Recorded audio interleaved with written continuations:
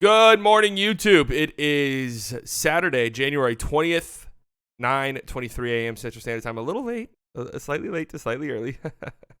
Slightly late to slightly early. It is 21 degrees outside. Damn, it's still this cold? Ain't no rest for the wicked in the beautiful town of Dallas, Texas. Ain't no rest for the wicked. There was a busy slate of games last night we're going to talk about. If you are watching this over on YouTube, you can check these out live every morning, 9 a.m. Central Standard Time on playback.tv/slightlybiased. Why? Why do I want to watch it live? Why would I want to do that when I can watch it here at YouTube in the comfort of my own home? How about you grow up, be part of a community for once, huh? Get off the couch, be a part of a community. Come hang out in the chat. Come hang out live. You know, it's a lot of fun. We're on before and after these recordings, okay? So grow up. But if you're watching this on playback.tv/slightlybiased, grow up, go to YouTube and watch it there too. Everyone grow up in this scenario. Everyone needs to grow up. All right. Decent slate of games last night, obviously headlined by potentially a finals matchup. What should be a finals rematch. The Celtics pooped themselves last year. And did kind of in a way poop themselves in this game as well. Did kind of poop themselves a little tiny bit in this game, although there's no shame in losing to the Nuggets at all. But the Celtics do lose their first game at home. They started the season 20-0 at home. There was some rumblings. There was some like, hey, how far can this thing go? But unfortunately, they do lose this one at home to the Nuggets. And this was a great game. This had all of the, people say this all the time, but this really did have the playoff atmosphere. This feels like a playoff game. This feels like a finals game. The defenses were firing a bunch of different schemes and coverages. And offensively, I saw somebody call Dejounte Murray the first ever big game merchant. That is so true. Oh, not Dejounte Murray, sorry, Jamal Murray. The first ever big game merchant. We talk a lot about bad team merchants, garbage time merchants. Jamal Murray really is the first ever big game merchant. He only shows up against the best teams in the league. And that's so respectable. In today's NBA, man, that is so respectable to me. That you say, you know what, I don't give a fuck about the Charlotte Hornets. I don't care. I'm going to play like shit. Boston Celtics on the road. They haven't lost the road game yet. I'm showing up and I'm balling out. Showing up and I'm balling out, and there's not a thing you can do about it. Jokic was unstoppable in this game too. There was a really fun, at the start of this game especially, there was a really fun KP and Jokic back and forth, and I can't believe KP finished with 21 points. He had their first 11 points of the game, guys. Gets 10 points the rest of the way. Did kind of feel like he was weirdly frozen out. Did feel like he was kind of weirdly frozen out over the course of the game. But we've also seen this where it's like, this is kind of how he was in Dallas too. Like the Mavericks used to make a concerted effort to get him the ball early and let him get shots up. And then over the course of the game, like, I don't know if it's his teammates did just kind of forget about him, or if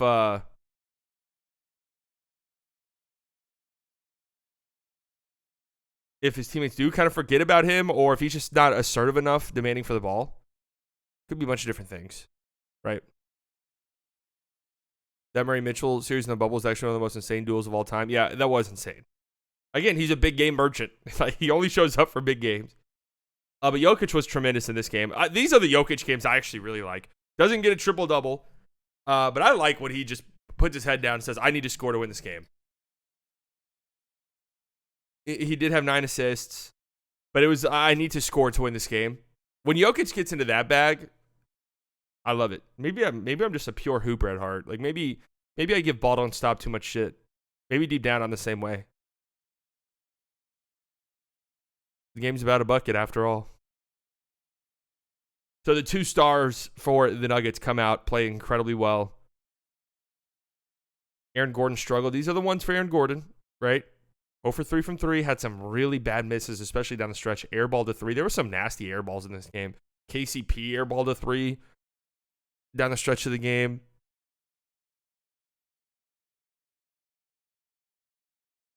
Felt like that final sort of intensity and the weight of the moment. But a really nice win for the Nuggets. And this right here is exactly why the Nuggets are just the team to beat until proven otherwise. Their defense, they can just clamp up. When it's time to go, they go. And record-wise, I mean, they're 29-14. Like, they're still really good. But they've had moments this season where it's like, oh, they don't feel as, like, impressive. We see this from time to time, man. They just won a ring. They know what it takes now. They know what's required of them. They know, hey, whenever we get to the playoffs, we know what we're doing. So just get to the playoffs. Like, who gives a fuck at this point?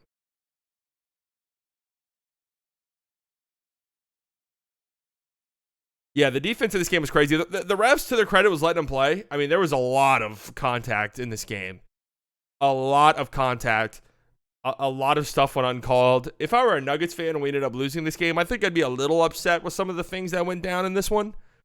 There was a crazy stretch where Jokic just gets blasted. I mean, blasted, and they don't call the foul. On the other end, Jaylen Brown travels egregiously. They don't call that. And then Aaron Gordon gets hit with an incredibly weak offensive foul. Literally, like that's how it all played out. That sequence, that's exactly how it all played out. There was no plays in between. So I'd been a little upset. Then you had the weird lane violation at the end of the game. That was a clear lane violation. I don't get what people were crying about. Like Doris Burke, I like Doris Burke. I think she is really good.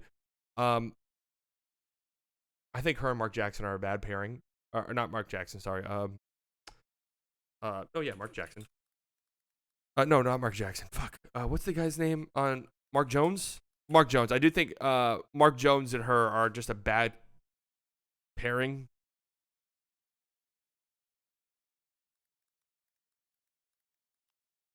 But yes, I thought Doris Burke was kind of bad in this one.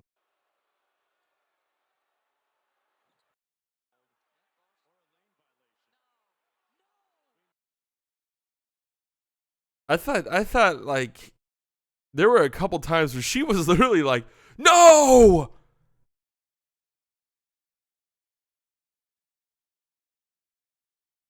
She was with Mike Breen and Doc. She was good whenever when she's with Mark Jones. Yes. Yeah, her and Mark Jones are a bad duo together. I don't like them together at all. I'm okay with them separately, but together there's just something about it that's just really hard for me. This is kind of what I'm talking about. So this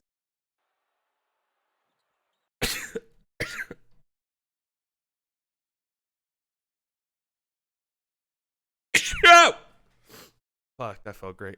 This was called, well, I don't know what they called here, a double lane violation and a jump ball. I mean, I actually don't know what the call was here. But essentially, Jokic baited KP and Jaylen Brown into a lane violation. I mean, this is a clear lane violation. Aaron Gordon misses it. And listen to Doris Burke's reaction.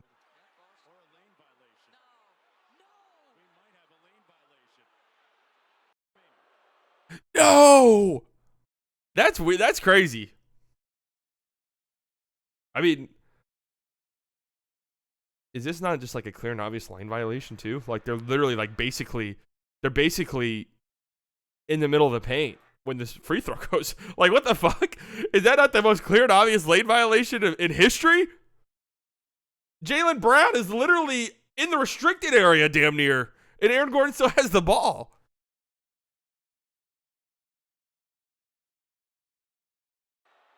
I don't know. Can somebody explain to me? Maybe I did have two games up. I forgot what other game I was watching while this was going on, but maybe I missed the explanation as to why this was a jump ball. Was it maybe an inadvertent whistle or something, or a double lane violation? When did double lane violation just cancel out?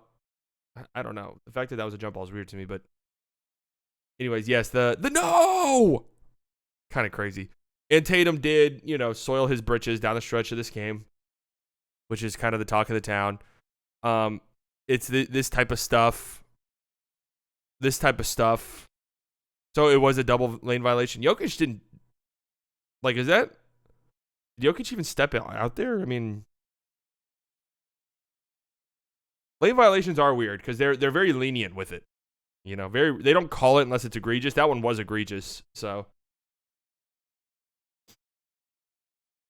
The Tatum shot selection piece, Marcelo, is so bad.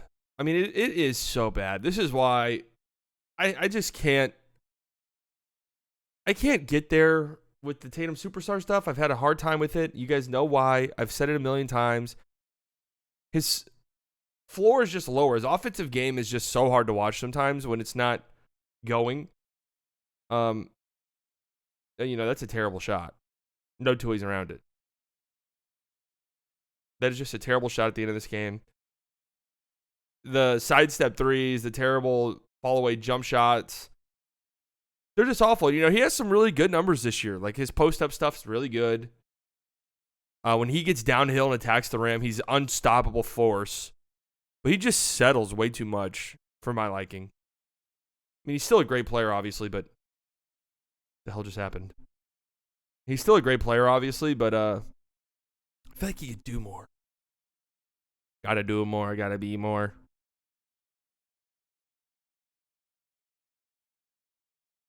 Kawhi better. I mean, in a one-game winner-go-home scenario, I'm definitely taking Kawhi for sure.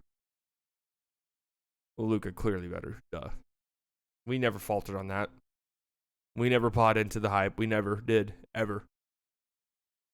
We never did, ever.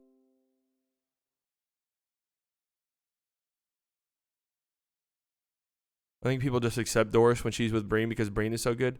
No, I do think Doris is pretty good, honestly.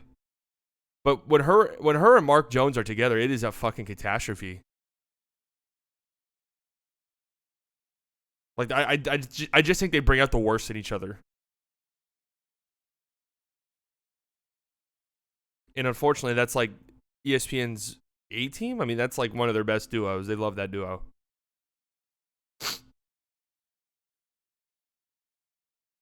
They bring out the worst in each other commentating games-wise. So anyways, a great win for the Nuggets. Just kind of reminding everyone. I love when teams do this. Teams that, it's hard to say that they coast, right?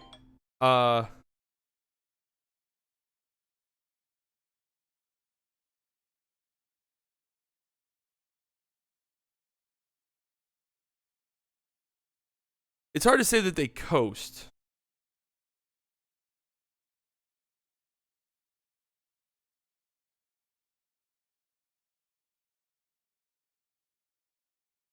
But they have kind of coasted at times so far this season. And I like when teams lay down the law, Where it's like, hey, we're still that team. Jamal Murray when the lights are incredibly dim. That is so funny.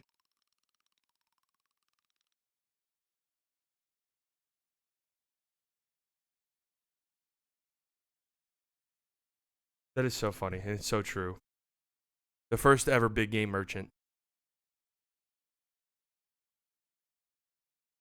Hawks and Heat. Dejounte Murray. Back-to-back buzzer beaters. Has that ever happened?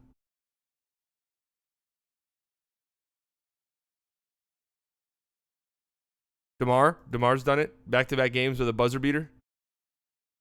This could be a DeJounte could be auditioning. The Heat are a team that have been kind of mentioned. How did the Heat blow this game? They went up 2 possessions. They went up 2 possessions with 30 seconds left in the game.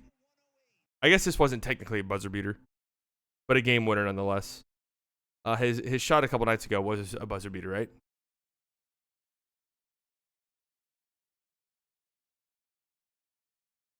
How did they fuck this one up?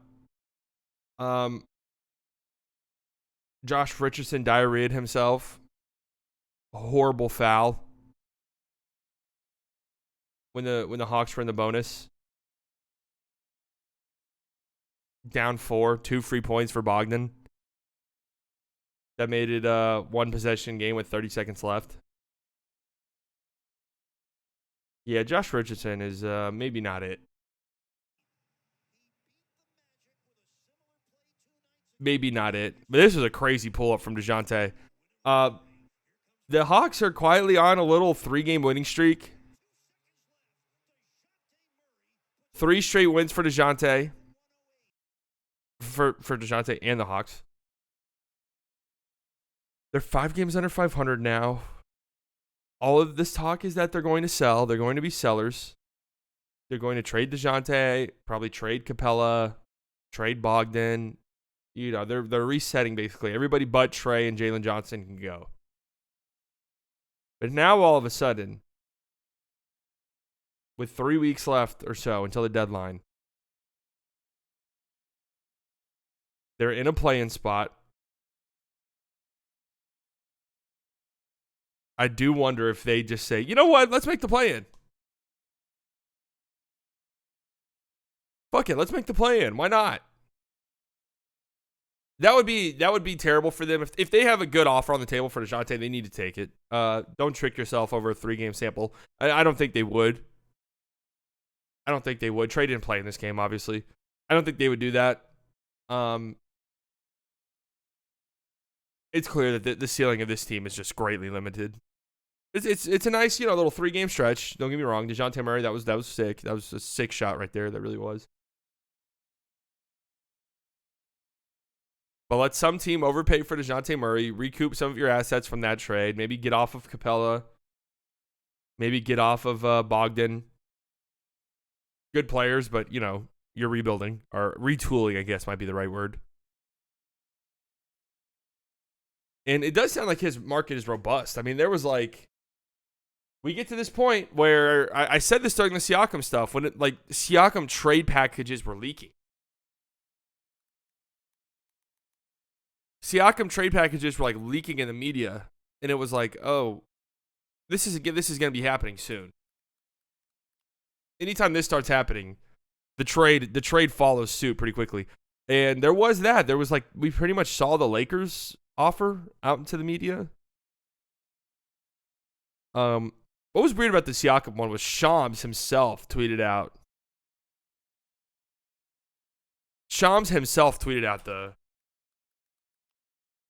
To be honest, I think you could call it a rebuild. Not like they're the 6th seed. Yeah, but it's a rebuild to me sounds like, hey, it's gonna be 4 or 5 years. We're hitting bottom. We're hitting the rock bottom. We're gonna try to get draft picks.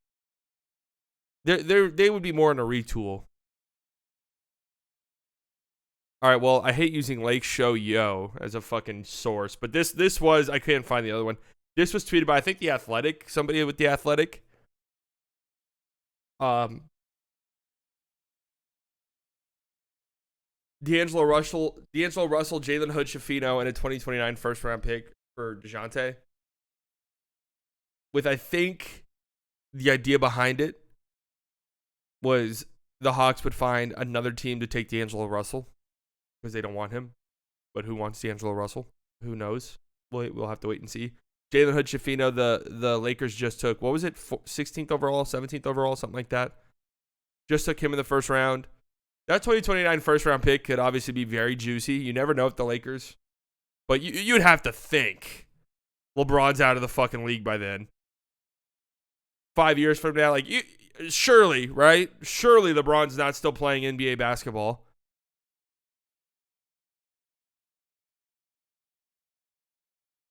And yes, that's a good point, Ron.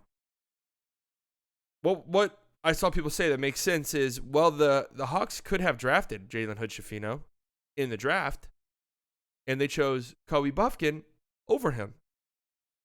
So are they even that high on Jalen Hood Schifino, who's not looked very good this season? That remains to be seen. But there does seem to be quite a bit of suitors, actually, for Dejounte Murray. And I'm interested to see how this all plays out. It sounds as if he's getting traded. I mean, the way that he's talking in the media, the way that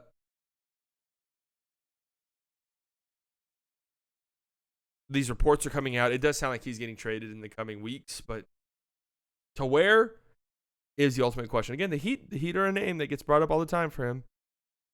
The Knicks have been brought up. The Pistons, weirdly, I don't understand that one at all. That one makes no fucking sense to me. The Spurs, a little reunion there. The Nets. The Bucks, yes, the Bucks were the one. That's right. Chris Haynes tweeted out yesterday that the Bucks were interested in Dejounte Murray. Now, you're probably wondering to yourself, what?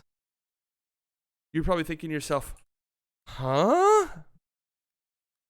And so is everyone else.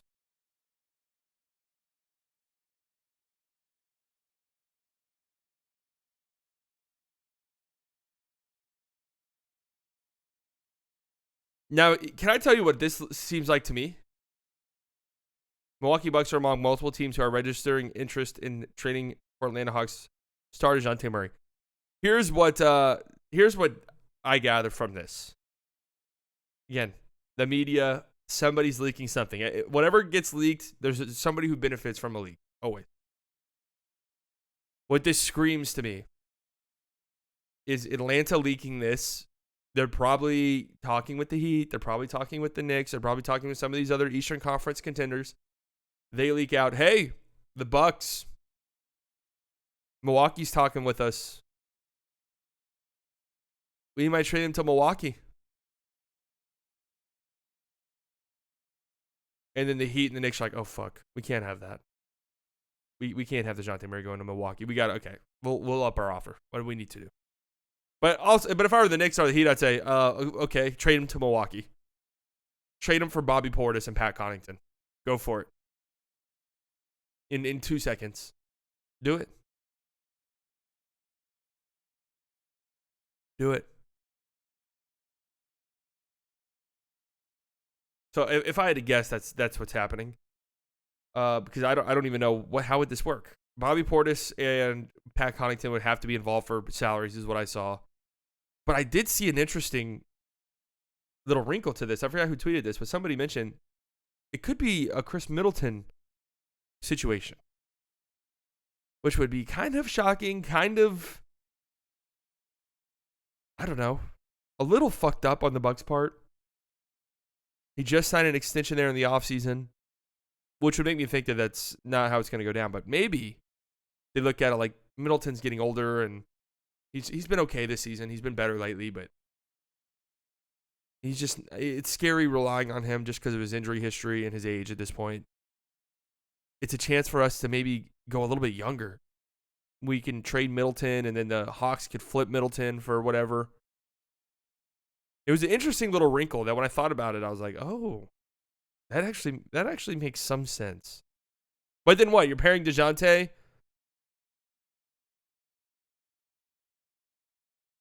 You're pairing Dejounte with another small, terrible guard defensively? Like, we just saw that. It didn't work. That's why I don't get the Knicks one either. Like, I don't know. Do these teams not see what just happened in Atlanta? It doesn't work.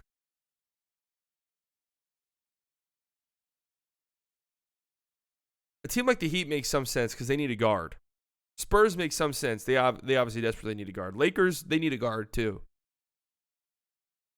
Yeah, Murray is 6'5", but I mean, that was the hope and dreams in Atlanta. It was like, yeah, but he'll be a good guard, a great defender next to Trey, and it just hasn't panned out really. Miami does make some sense. I mean, Brooklyn honestly does make some sense. I've seen people shit on them for being interested in Dejounte. He actually makes some sense there to me.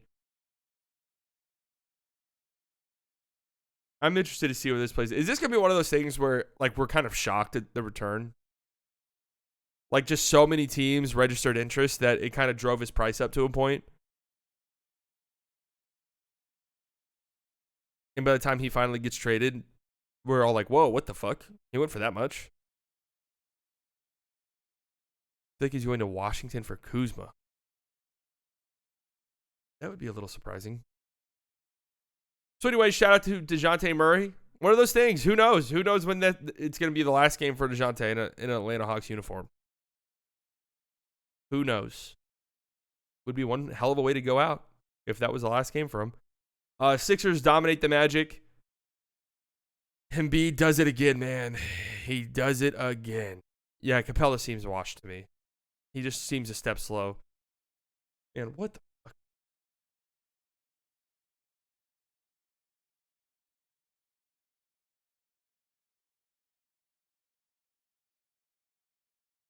I have to turn off ad blocker because YouTube is straight up like, you are not watching videos on here with ad blocker anymore. are the Magic buyers. The Magic desperately need to get healthy. I don't think that they should make any irrational decisions based off like a recent cold stretch. They're not supposed to win this year at a high level, at least. And they're a young team that's going through a very rough patch right now because they're so injured. They're missing so many guys. Wendell Carter had a great game in this one.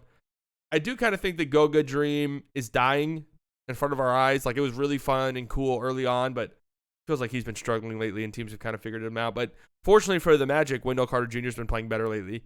So seems like he's kind of rounding into form a little bit, rounding into shape. How do you say it? Rounding into form? That doesn't sound like a correct thing. I still don't think they'll trade Wendell Carter. It doesn't make sense. I don't know. He's on one of the friendlier contracts in the league. But they need shooting so bad, man. I mean, their spacing is terrible. Their spacing is terrible, especially with this group right here, where there's no Franz Wagner. He can shoot. Their spacing is just so shit. And it's kind of hard to watch at times. And I think kind of, if you're looking at it from the Magic perspective, like, just for the development of like Paolo and Franz and some of these guys, it would be nice to help them out with some better floor spacing.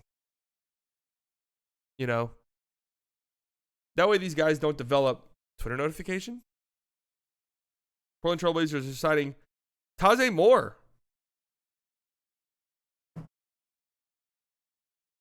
Former Mavs Summer League legend.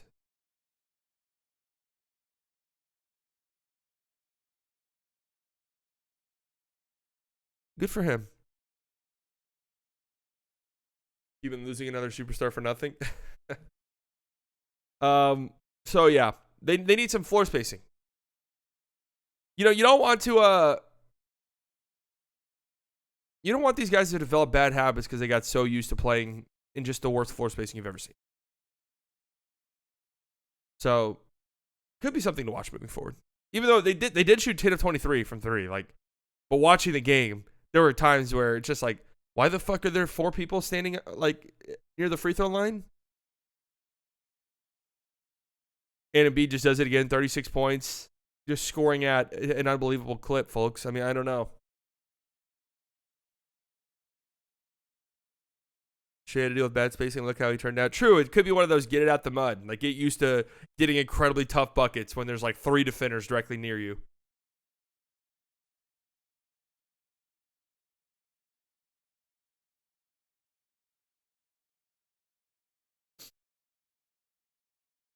So Embiid does it again. The little mid-range jumper he has is an automatic. It's insane to watch. Insane to watch. Suns blow out the Pelicans. This was a very disappointing loss for the Pelicans for multiple reasons. One, I'm fairly convinced they pumped crowd noise into the Pelicans arena. Now, this was a big night. They unveiled their new court, a new like City Edition court, new logo, where it's like a pelican, a skeleton is what they called it. Skeleton Pelican. And it looked sick. Skeleton. And it did look sick. And they had a huge, like, everyone in the crowd got hats. I mean, it was a crazy little.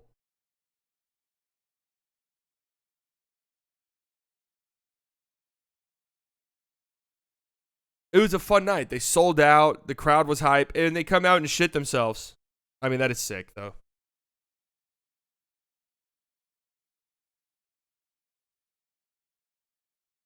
It is sick. I love it.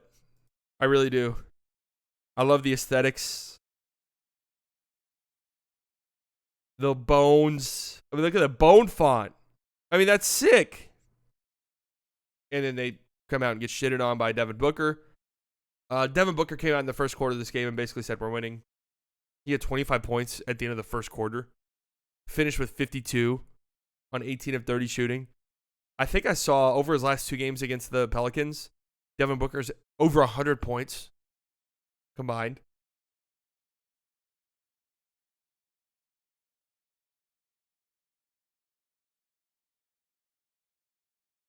Just kind of a disappointing game for the Pelicans. I am fairly convinced. I've thought about this before watching Pelicans games because sometimes on TV that crowd sounds so loud. And let me tell you, I've been to a game in there. I doubt it's that loud.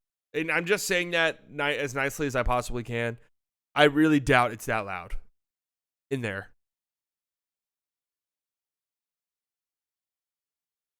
But the Suns, I think this is 5 in a row now for them. They're climbing up those standings. 4 in a row for Phoenix. They've now find themselves tied with the Kings as the 8th seed, only a half a game back of the Mavericks. Only a half game back of the Mavericks for the 6th seed. So the Suns are starting to surge a little bit here. And if you're a team, if you're a Pelicans, if you're the Mavericks, if you're the Kings, you're like, all right, the Suns' big three is pretty good. I'm still not convinced by them, but if they get hot and go on a run, we need to make sure they don't get ahead of us because they might be difficult to catch up to.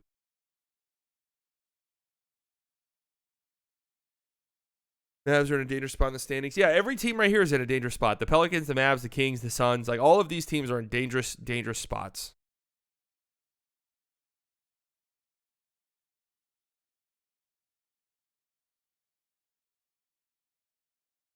Dangerous spots.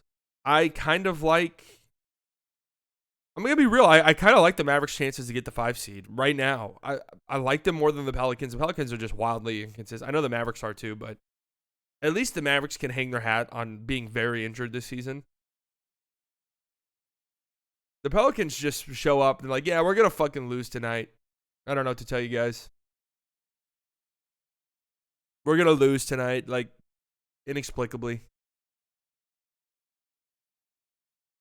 Sacramento, you guys know how I feel about them.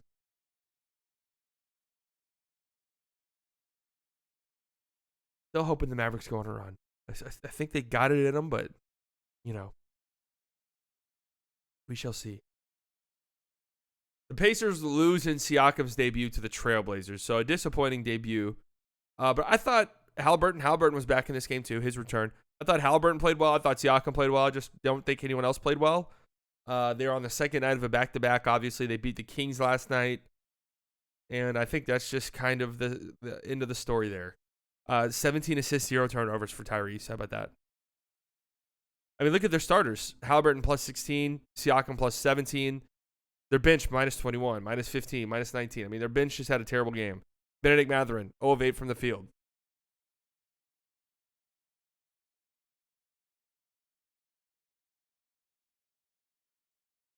So, listen, if I'm a team that needs a forward, I'm calling about Jalen Smith. It kind of makes some sense to me. Jarris Walker, I think, deserves some playing time, and right now it's blocked by guys like Obi Toppin, who I would assume they would be more open to dealing than Jalen Smith. The bench was bad because they had to start and win a game the night before. Yeah, exactly. I don't care about this loss if I'm the Pacers or a Pacers fan.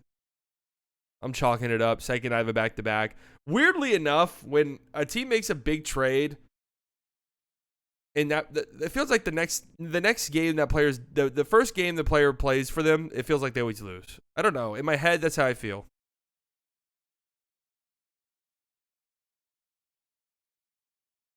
But Siakam and Halliburton did look good together.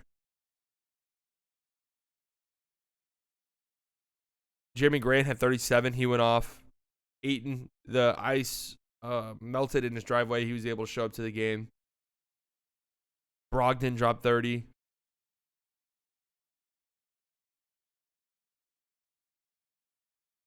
So a rough loss for Indiana, but I think it is what it is.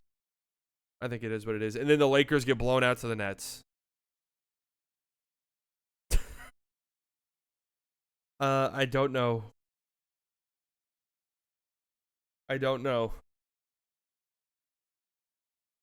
Anytime it feels like, all right, here we go. The Lakers beat the Thunder, beat the Mavericks. 2-game winning streak against two good teams. All right, here we go. We can go above 500. Let's get it going. Get blown out by the disaster Brooklyn Nets, who are free falling.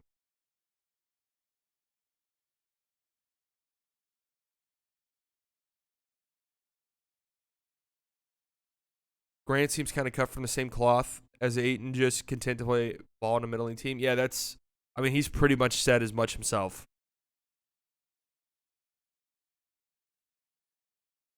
I do think if he did get traded, though, to somebody, that he'd show up and be a good role player for them, but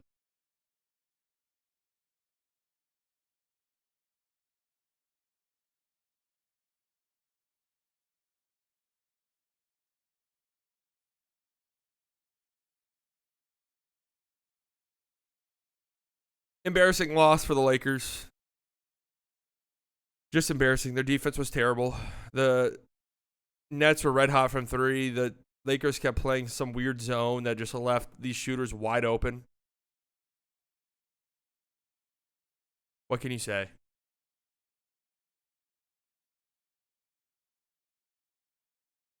What can you fucking say? This Lakers team, man. And I guess we'll close it out with this one. We glossed over this one accidentally, admittedly. The Hornets beat the Spurs. No Victor Wembanyama in this game. LaMelo goes crazy. 28 points, 8 assists.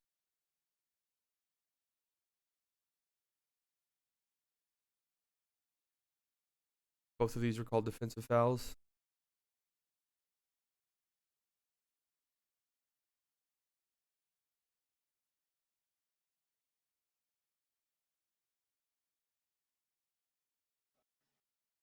It is hard to watch.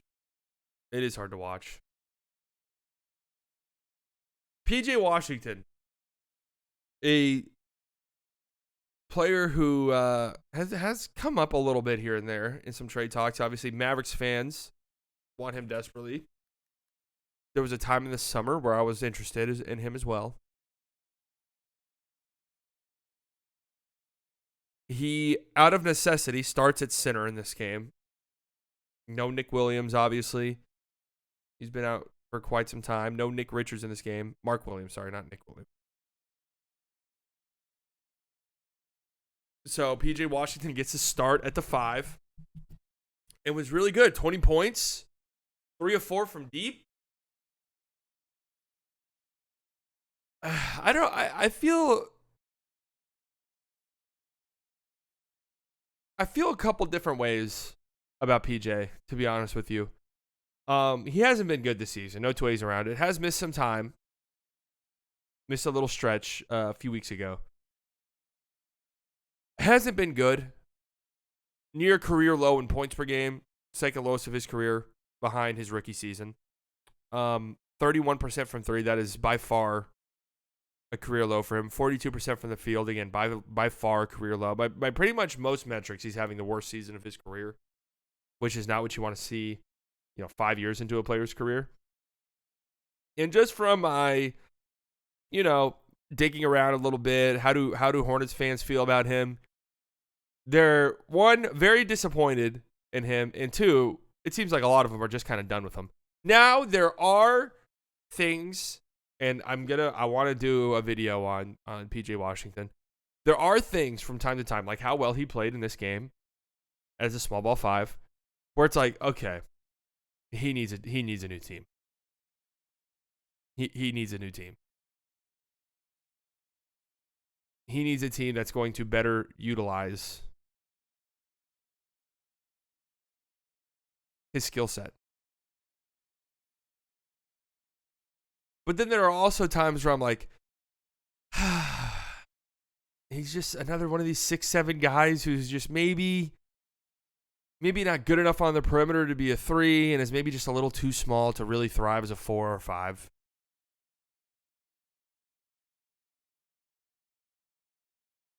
Wow, wouldn't you know it? 5 minutes ago, somebody tweeted this about PJ Washington. The Hornets will be sellers at the trade deadline. LaMelo Ball, Brandon Miller, and Mark Williams are the only players not available in trade talks. Keep an eye on Terry Rozier, PJ Washington, Gordon Hayward, and Miles Bridges potentially being on them. Miles Bridges. So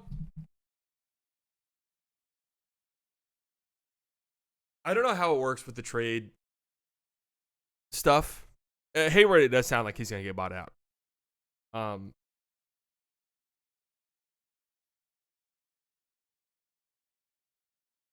Can Miles Bridges, I know he's on like a weird 1-year deal. He accepted the qualifying offer. Could he be added into a trade with PJ Washington?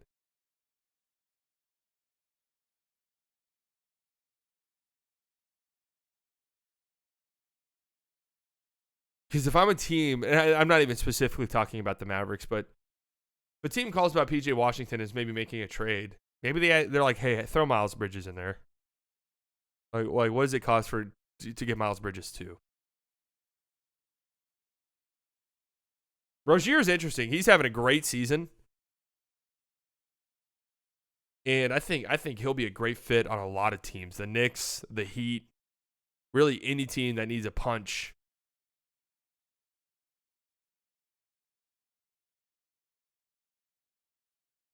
Depends on how you feel about Bridges off-court stuff. Yeah, that is the problem right there. And you don't get his bird rights when you trade for him. Like, he's for sure a rental. And that's a tough sell for fans right there, to be honest with you. But I still think that PJ Washington is a change of scenery guy. Like, get him on a team that's a little bit more serious. You know, God bless the Hornets. But get him on a team that's a little bit more serious, that has a little bit more of a defined role for him.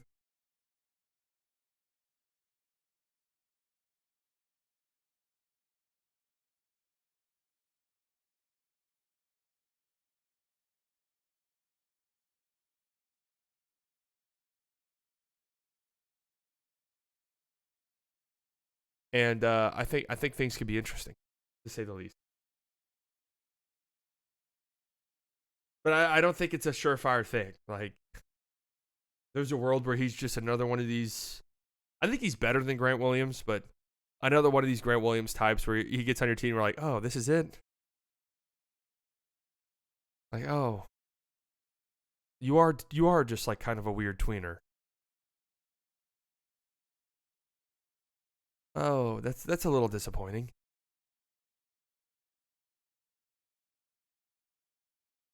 Yeah, and they did have the weird free agency this summer where it took forever. I mean, he was one of like the last significant players to sign in free agency.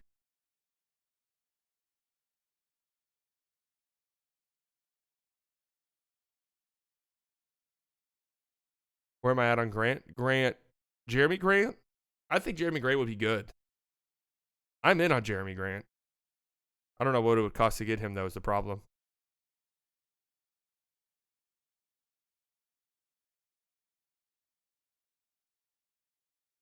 Oh, Grant Williams? Yeah, he's been rough. I do kind of weirdly feel like he'll turn it around, though. I feel like he's going to have some big moments. I feel like he's going to have some big moments for the Mavs. Believe it. Believe in it. Okay? Believe in it.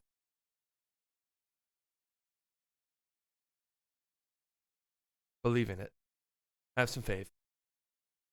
So anyways, that's what we have. I need to skedaddle. Pretty slate of games today. We do have some day basketball. Bucks, Pistons. Raptors, Knicks is interesting, obviously. So I was thinking about this morning when I was looking at these games today. Emmanuel Quickly, RJ Barrett making their return to New York. Do you do a tribute video this soon?